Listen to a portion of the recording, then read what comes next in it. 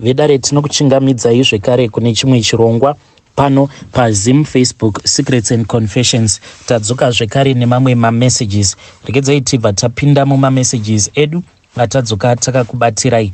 Message yedu yekutanga yakamira sekudai so: hanzi makadi zvenyu mukoma, ndinokumbirawo kuti munge muchindiposterawo nyaya yangu makavigawo chitupa changu. Inini ndauyawo nenyaya yangu. Pane confession yemwana akarara nababa vake. Inini ndiri mukadzi, ndine mwana 1, ndine makore 32, ndakaita mwana wangu ndiine makore 20. Zvakaitika ndezvekuti inini nevabereki vangu vose vakashaya. Ndakakura ndichirerwa navatete, hanzvadzi yababa vangu, vainge vakaroorwawo zvakanaka. Ndipo pavakazondishevedza kuti ndinge ndichinogara navo, sezvo ivo vainge vava nemakore varoorwa asi vainge vasina mwana zvavo. Ndakabva ndatanga kugara navatete vangu kubva apo pandainge ndichiri ne13 years kuzonosvika ndichizonokura. Ndakazoitawo mukomana wangu uyo wandainge ndavembisana naye kuti tichazoroorana. Pahama dzangu dzose hakuna ainge asingazivi kuti ndainge ndichidanana nemukomana uyu. Takadanana kubva ndiine 17 years kusvika ndava ne20 years. Ndipo paakazoti ndaifanira kuenda kunoona hama dzake, akabva ati ndaifanira kunotanga ndanoona vatete vake. Takabva tazoronga zuva redu zvakanaka paya rekuti tinge tichienda kuzonovaona. Ndakabva ndazoudzawo bankuru navatete vangu kuti ndaifanira kuzobuda, ivo havana kumboita nharo. Zuva racho rakazoti rasvika, ndokuita mabasa angu ose epamba, ndokupedza ndokubva ndatora bhaketi rangu kuenda kuborehole. Ndipo pandakasangana nemukomana wangu achiti ainge akamirira ini kuti azondiudza kuti zvatainge taronga zvainge zvabudirira. Vanatete vainge vakatondimirira kumba uko. Ndakabva ndazoparadzana naye, ini ndoenda kumba, iye oendawo kwavo. Ndakasvika kumba ndokubva ndageza zvangu mune zvakanaka. Ndakabva ndatora dhirezi rangu rimwe chete randaiziva kuti ndiro randaishandisa kana ndichida kufamba rwendo rurefu, ndokubva ndapfeka. Ndakabva ndaenda kuroom kwavatete nabanguru kuti ndinge ndichinovaudza kuti ndainge ndafunga kuenda. Tete vangu vakabva vanditi ndinge ndichipinda mumba. Ndakamboramba ndichiratidzawo tsika, asi ivo vakati ndinge ndichipinda chete. Ndakati ndichipinda mumba muya, tete vangu vakabva vabuda ndokubva vavhara door nekunze, ndokubva vazondisiya inini manje ndainge ndiina bankuru. Ndakabva ndati kuna tete, ko wai mandivharira muno muna bankuru zvinorevei? Vakangokwanisa kundipindura kuti handina zvandingaita, handingati murume wangu atore mukadzi mutorwa, iwe uripo weropa rangu. Ndakabva ndacheukira bankuru ndokutowana vatokumura nguo dzavo, ndokubva vandibata vachinditi ndibvise hembe dzangu. Ndakazama kukakaridzana navo asi vakabva vandiburitsira banga ndokunditi kana ndichinge ndaramba vainge vachazondiuraya. Apa ndotarisa zera rabankuru vangu panguva iyoyo vainge vaine 51 years. Vakabva vandibata ndokundibvisa varivo, ndokundisundira pakambedha kavo ndokutoya pamusoro pangu. Sezvo yaivawo first time yangu kurara nemurume, takambotsutsuridzana asi simba rangu neravo zvainge zvisingaenderani zvachose. Plus sekuti paiva neumwe aisada, paisava kana neromance, kutongoita chete. Nenguva isipi ndakanzwa kuzasi kwangu kuchishinya, ndakaziva kuti ndainge ndava kutoitwa navo ivo bankuru ava. Mukoma, ndakanzwa mweya wangu kupera mandiri, ndokuzonzwa kamwe kasharp pain kakangoitika, ndokutotanga kutobuda ropa paya. Inini wacho kuzoona ropa ndakabva ndatanga kuchema zvekuti pane banga ndakatombozviisa paside.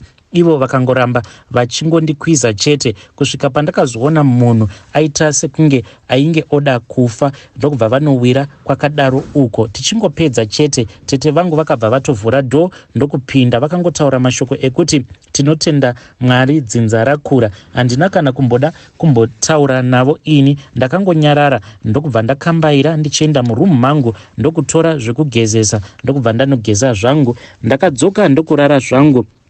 kunoona vana tete vemukomana wangu handina kana kuzombogara ndaenda. Mukoma ndakazoti papera 2 days ndakangovharirwa mumba kuchinzi ndaisafanira kunge ndichibuda. Ndakabva ndanzwa mukomana wangu achisvika pamba pedu ndokutaura navatete achivabvunza nezvangu. Ndakabva ndanzwa vatete vangu vachiti ivo musikana wako akatizira kuno umwe mukomana musi wawaifanira kuti ange achienda newe. Mukoma ndakanzwa mwoyo wangu kurwadza kuti ndinge ndichidaidzira zvainge zvisingaiti nekuti ndaizotogona kuzotodzingwapo pamba apa. Ndakagariswa mumba kusvika nhumbu yangu yava ne4 months yava kuoneka, ndipo pandakatanga kubvumidzwa kubuda. Uku ndiko kwakava kurambana kwangu nemukomana wangu. Zvinova zvinhu zvandinoti ndikafunga kana ndikatarisa vatete vangu ndinonzwa mwoyo wangu uchirwadza. Ndakazoti ndabara mwana wangu nabankuru ava ne4 years ndopandakawana tete vangu vachirova mwana wangu.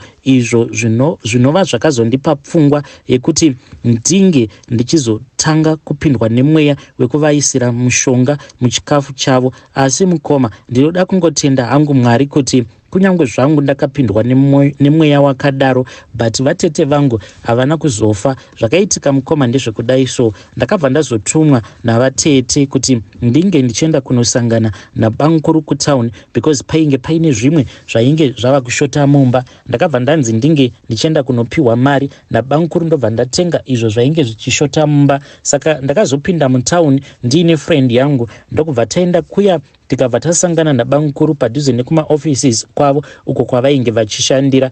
Ivo bankuru vakabva vazondipa mari ndokubva vatipa zvekare mari yekuti tinge tichitenga zvinodyiwa. Takabva tazopinda mune kamwe karestaurant, but tirimo mukarestaurant muyemu yamukoma pakabva pazodarika umwe mukadzi uyo ainge achitotengesa zvake mushonga wemapete nemushonga wemakonzo. Saka inini ndakabva ndatomhanya murestaurant muyemu yandichibuda, then iye akabva anditevera friend yangu achiti zvimwe kuda pane zvainge zvaitika kwandiri because tainge tisati tatombonyatsokutanga kudya chikafu. So ndakati ndava kutaura nemukadzi uyo ainge achitengesa mushonga wemakonzo newemapete, then friend yangu ikabva yandibvunza kuti ko unoudiko mushonga uyu.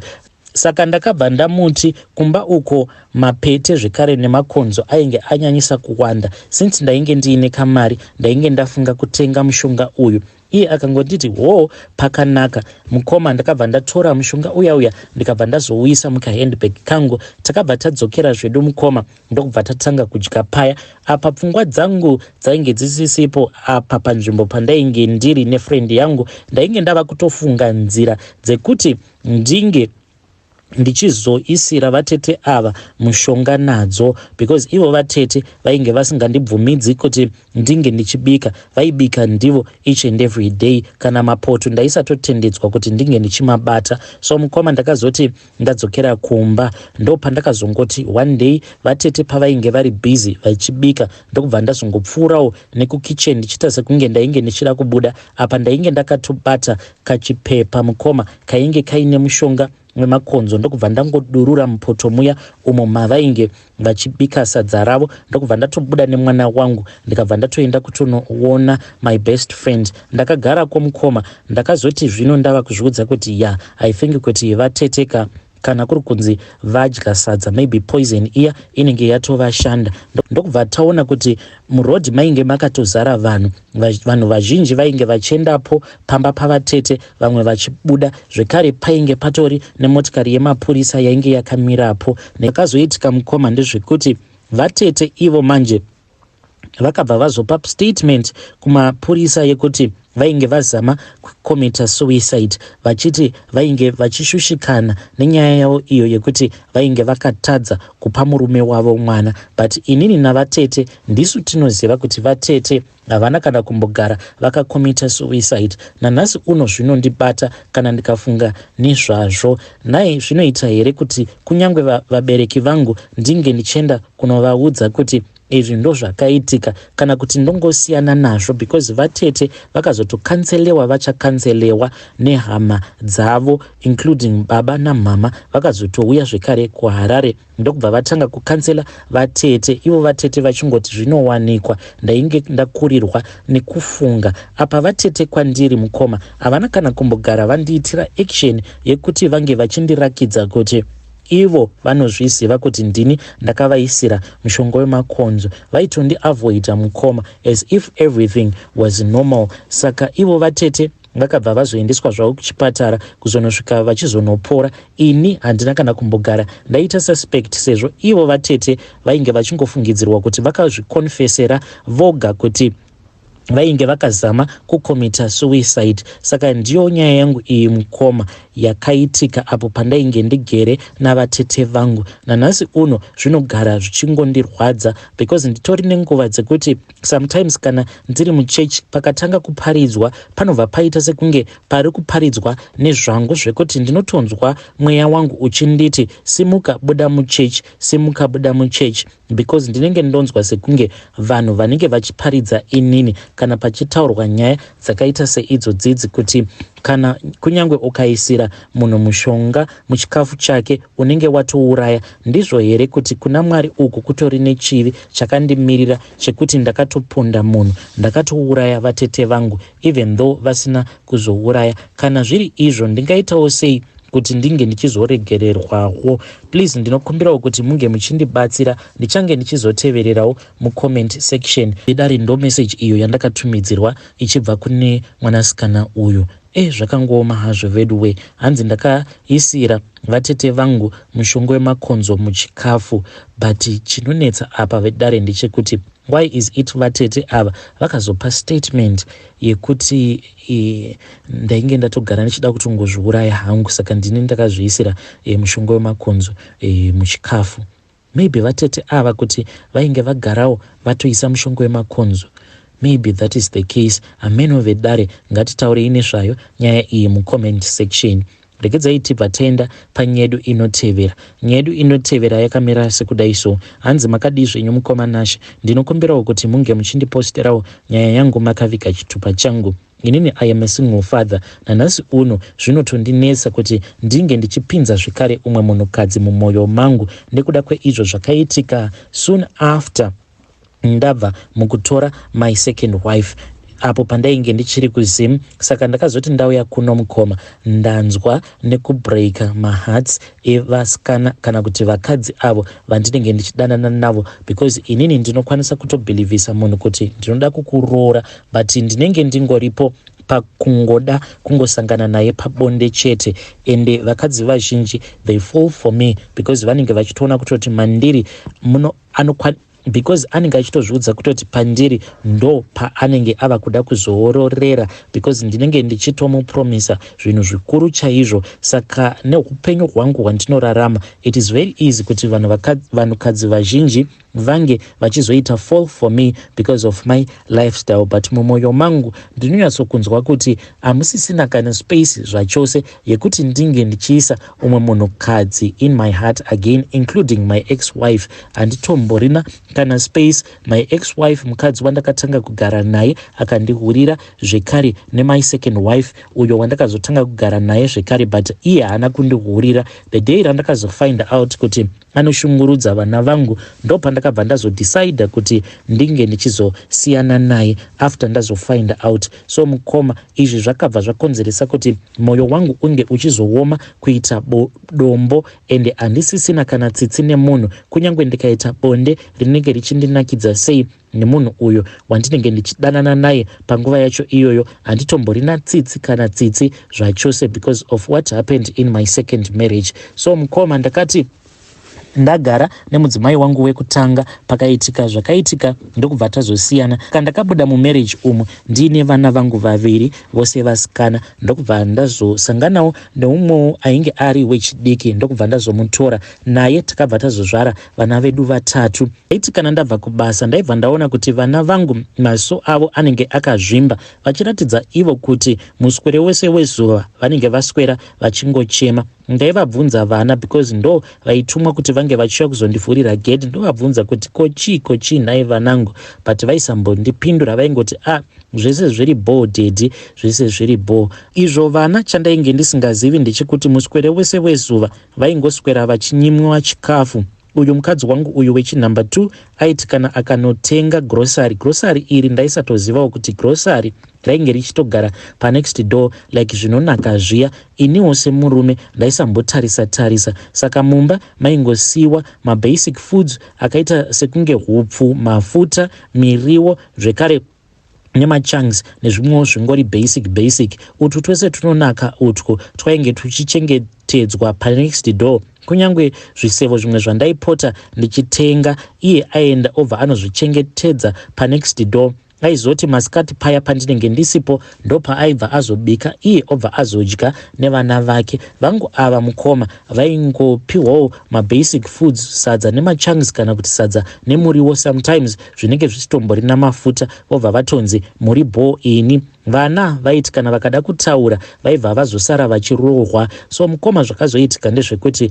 pane mumwe muvakidzani uyo akazondizivisa mushure mekunge uyu mukadzi wangu uyu anetsana nemuvakidzani wedu uko kwaaipota achienda achinochengetesa chikafu. Saka akabva azoenda ndokubva azonoudza vamwe amai zvekare avo vemunharaunda. Uyu muvakidzani akabva ati mai ivava munongovaona kudai vachienda kuchechi but vane mwoyo wakaipa, izvi ndo zvavanoita mwana wemurume wavo. Zvandakazovaudza ndezvekuti ndakati kana zviri izvo zvamuri kuti ndo zvinoitika pamba pangu, ndinokumbirawo kuti paya pamunenge muchinzwa sekunge vana vanenge vachishungurudzwa, please endai pamba pangu mobva mandibhipa, inini ndichakufonirai because kubasa uko kwandaishanda ndichiri kuZim aiwa airtime wainge usingaipedzi. Saka ndaikwanisa kutofona sometimes ndichimufonera mukadzi wangu uyu kwema 2 hours ndisingazivi kuti ndozva ainge achiita vana vangu. Saka iwo one day vakazoti vana vachirohwa, ende chakandirwadza musi wacho iwoyo ndechekuti vana vakati vaita musikanzwa,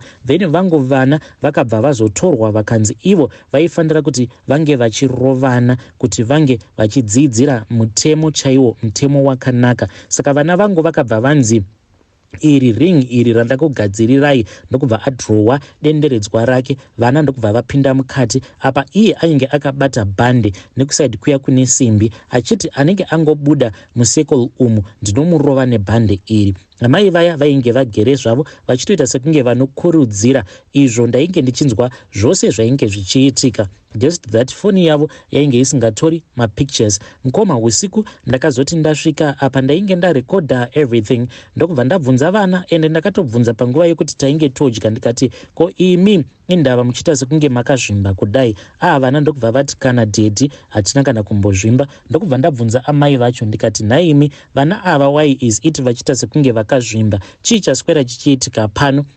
Iye mudzimai akabva ati ameno zvimwe kuda kwavanga vachitamba nemusikanzwa yavo, munongozviziva kuti vana ava vane musikanzwa havateereri. Ndokubva atanga kutopopota paya. Ndakabva ndangoudza umwe mwana wangu musikana ndikabva ndati ange achienda kunotora foni yangu kubedroom. Apa vainge vasingatendedzwi kuti vange vachipinda mubedroom because dzimwe nguva mubedroom umu ndo maigara machips nei zvimwe zvandinenge ndauya nazvo, but vana vandainge ndakazvara nesecond wife ndo vainge vachibvumidzwa kupinda mubedroom. Iye akati aita kuhesitata kuenda kubedroom. Ndakabva ndamutuka ndikati enda kubedroom unotora foni yangu. Kana mukadzi akabva azviona kuti there was something that was wrong ndokubva anyarara paya. Foni yakati yauya ndokubva ndatanga kuplaya voice recorder riya, ndikabva ndati ko apa chii changa chichiitika?